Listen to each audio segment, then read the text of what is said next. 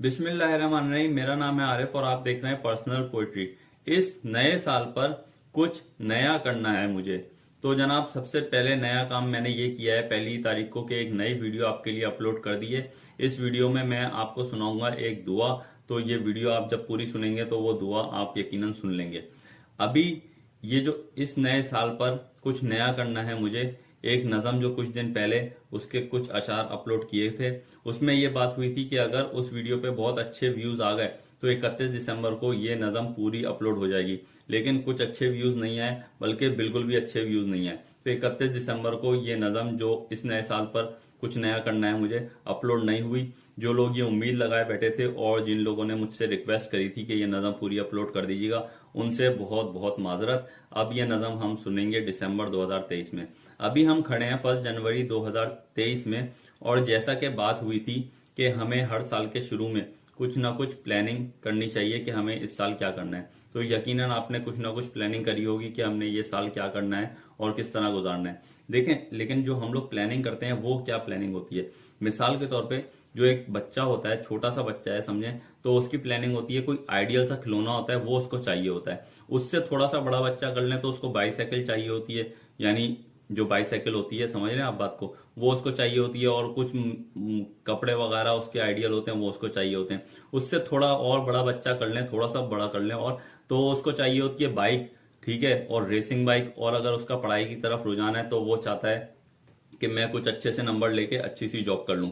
और जो बंदा जॉब पे लगा होता है, मिसाल के तौर पे कोई सेल पर्सन है, तो उसका टारगेट ये होता है कि मैं पिछले साल से ज्यादा सेल करूं तो मुझे ज्यादा बोनस, ज्यादा इंटेंसिव वगैरह मिल जाए। और उससे ऊपर चले जाएं तो सीएफओ वगैरह वो चाह रहे होते हैं कि बिजनेस ग्रो हो, और जब बिजनेस ग्रो होगा तो यकीनन प्रॉफिट भी बढ़ेगा, और इस तरह उनका जो एक चीज है, उनकी वेल्थ, वो भी बढ़ेगी। ठीक है, तो ये सब चीजें हो रही होती हैं। और इसी इसी चीजों के दौरान एक बंदा जो शादीशुदा होता है और वो जो होता है फिक्स सैलरी के ऊपर, वो क्या प्लानिंग कर रहा होता है बेचारा।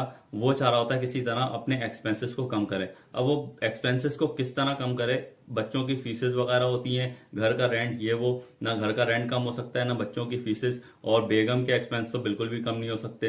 तो अब वो एक्सपेंसेस को कम करने के लिए क्या करता है कि घर में जो फालतू लाइटें जल रही होती हैं वो उनको बंद करता है, ताकि कुछ बिजली का बिल कम आ जाए और वहां से बचत हो जाए। लेकिन बिजली का बिल पिछले महीने से हर मर्तबा ज्यादा ही आता है, और मसला ये भी है कि बिजली नहीं आती, बस बिल आता है और वो बिल भी देना होता है। ये एक मसला है हम कराची वालों के साथ। तो ये तो एक प्लानिंग होती है, चलो बिल्कुल ठीक है, एक्सपेंस कम करना भी एक प्लानिंग है अपनी जगह पे। और इसके अलावा अगर हम देखें तो क्या होता है कि एक जो छोटा सा मकान होता है, अगर कोई उसमें रहता है रेंट पे, तो वो चाहता है कि मेरा अपना घर हो जाए। जो उसका अपना घर होता है मिसाल के तौर पे 240 का है, तो वो चाहता है 400 हो जाए। जो 400 के घर में रहता है वो चाहता है 600 गज का हो, और जो 600 गज में रहता है वो चाहता है 1000 का हो जाए। इस तरह की हमारी प्लानिंग होती है। यानी हम लोग जो प्लानिंग कर रहे होते हैं वो बेसिकली अपना लिविंग स्टैंडर्ड को बेहतर करने के लिए प्लानिंग कर रहे होते हैं, और हमारी प्लानिंग के अंदर कोई चीज नहीं होती। देखें, ये सब चीजें अपनी जगह पे बिल्कुल ठीक है, बिल्कुल ठीक है। हमें अपना लिविंग स्टैंडर्ड भी बेहतर करना है। अब सड़कों का हाल कब तक इस तरह टूटा फूटा रहेगा, ठीक है। तो ये सब इंफ्रास्ट्रक्चर के ऊपर काम करना भी बहुत जरूरी है। ये सब तो होना चाहिए, लेकिन लेकिन इससे आगे की भी कुछ बातें होनी चाहिए जिसके ऊपर हम बिल्कुल गौर फिक्र कुछ भी नहीं करते। देखिए, ये जो प्लानिंग है इस अपना लिविंग स्टैंडर्ड को बेहतर करने की, ये कितनी हद तक आपकी नजर में बहुत ही अच्छी प्लानिंग है। देखें, मिसाल के तौर पे अगर आपने कोई गाड़ी बहुत अच्छी सी ले ली तो वो कितने साल चल जाएगी, 30-35 साल, ठीक है। और घर बना लिया तो 100-150 साल चल जाएगा। फिर उसको रिकंस्ट्रक्शन उसकी करानी पड़ेगी आपको, मतलब वो कंस्ट्रक्शन जो होगी वो खराब हो जाएगी 200 साल के अंदर। तो आपकी प्लानिंग एक महदूद हो गई, लिमिट हो गई उस टाइम पीरियड के लिए जब तक वो चीज कारआमद है। उसके बाद फिर वो प्लानिंग बेकार हो गई।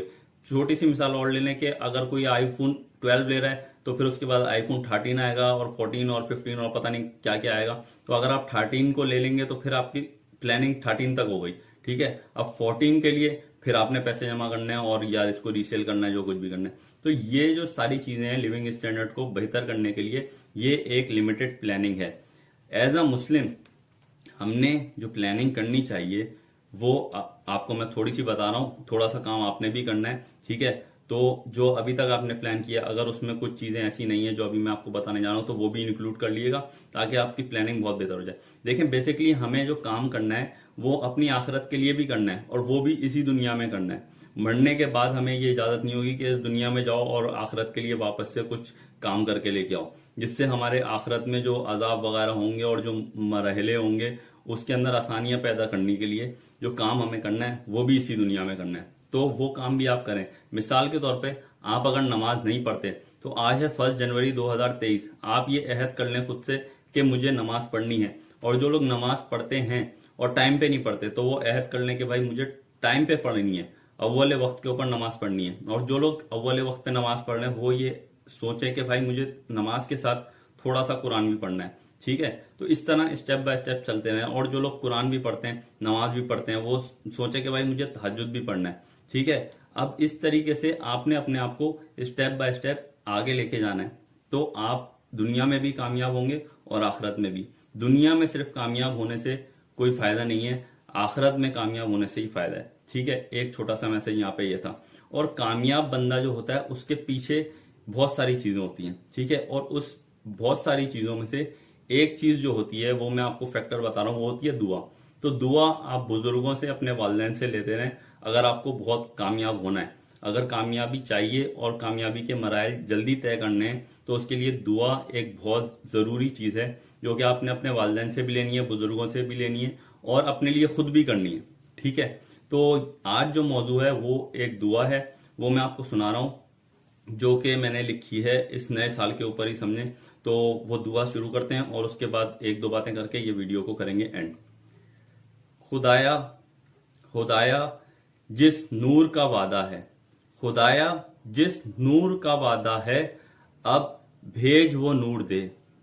खुदाया जिस नूर का वादा है, अब भेज वो नूर दे। खुदाया इस साल खुदाया इस साल यूसुफ जहरा को इज़्ने ज़हूर दे।